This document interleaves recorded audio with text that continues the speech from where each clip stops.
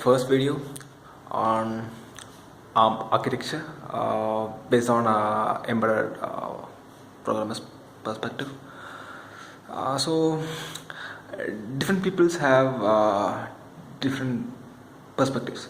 So I'm going to say a perspective of um, on a programmer's model.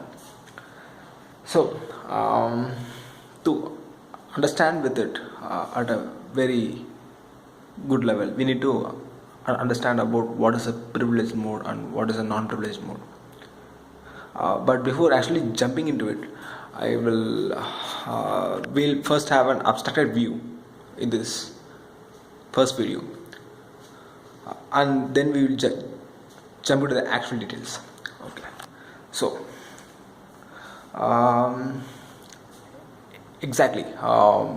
So there are based on the operating modes of ARM, there are two modes.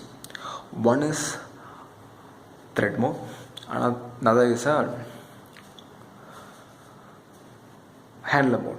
So the thread mode is where the user code resides. So whatever code the user writes as an application resides there, and the handler mode is internal to the controller itself and controller architecture itself. So whatever code the user writes can be privileged or unprivileged, but whatever code is there in the handler mode is extremely privileged. So when does the modes change from a thread mode to an handler mode? So when there is any system exceptions like interrupts, it changes. So handler mode cannot be triggered, can be triggered, but it cannot be put into forcefully. So it's getting triggered by the controller itself. And thread mode is where every application code resides, and we can make this thread mode as a privileged mode or an unprivileged mode, which I will talk in the next coming video lectures. But as of now,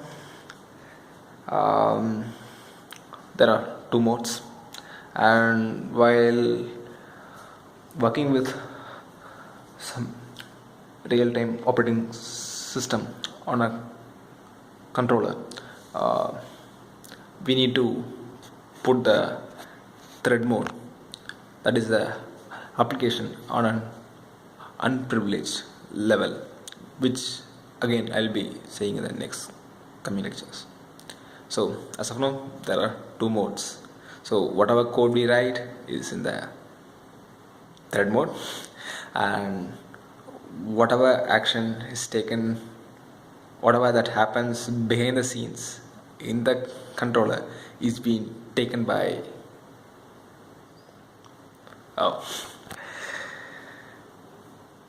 handler mode. Cool. We'll see you in the next lecture.